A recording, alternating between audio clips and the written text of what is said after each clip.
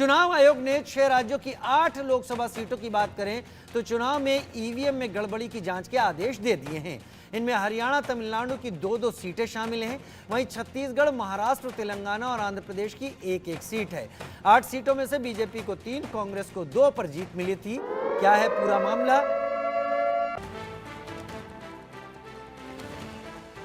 चलिए अब ब्रेकिंग ही बता देते हैं अपने दर्शकों को।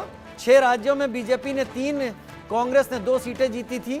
जांच के लिए आयोग को 8 आवेदन मिले थे। ईवीएम में गड़बड़ी की शिकायत मिलने पर एक्शन यहां पर लिया है चुनाव आयोग की तरफ से। हरियाणा, तमिलनाडु की 2-2 सीटें हैं। छत्तीसगढ़, महाराष्ट्र की 1-1 सीट है इसमें। तेलंगाना और आंध्रा की भी 1-1 सीट इसमें शामिल है। अब इनकी जांच होगी ईवीएम की पूरी तरीके से। क्या किसी तरीके का कोई घपला, कोई धांधली, ये सारी ईवीएम इन सीटों के चुनाव में जो लगी थी उनको चेक किया जाएगा। 8 आवेदन जांच के लिए मिले थे चुनाव आयोग को। राज्यों की 8 लोकसभा सीटों की ईवीएम चेक होंगी। 6 राज्य की आशंका जताई थी। महाराष्ट्र की अहमदनगर लोकसभा सीट, बीजेपी उम्मीदवार ने ईवीएम जांच की मांग की थी। अहमदनगर लोकसभा सीट से चुनाव हारे थे सुजय विखे पाटिल।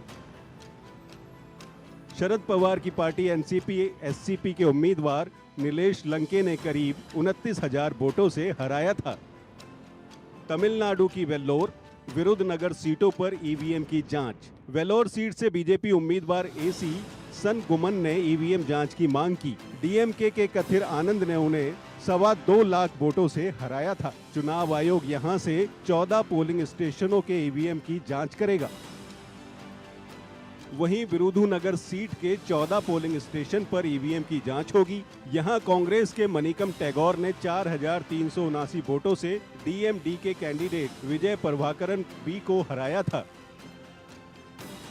आंध्र प्रदेश की विजयनगरम सीट के 2 पोलिंग स्टेशन की जांच। आंध्र प्रदेश की विजयनगरम सीट से वाईएसआरसीपी के कैंडिडेट ने शिकायत दी।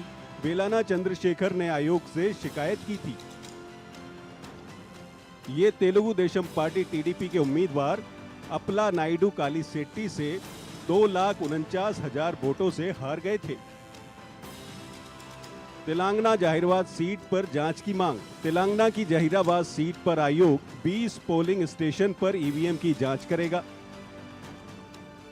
यहां कांग्रेस के सुरेश कुमार सेठकर ने बीजेपी उम्मीदवार बीबी पाटिल को 46,000 वोटों से हराया था। बहरहाल ये पहली बार है कि ईसीआई ने ईवीएम चेक कराने को लेकर गाइडलाइन जारी की है। 4 जून को काउंटिंग से पहले 1 जून को आयोग की ओर से ये गाइडलाइन आई थी। इसमें प्रावधान किया गया है कि रिजल्ट आने के बाद जो भी सेकंड पोजीशन वाला उम्मीदवार है वह ईवीएम चेक कराने के लिए आवेदन कर सकता है।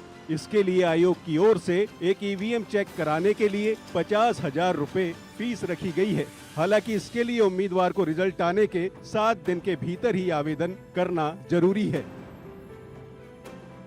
Bureau report, India news.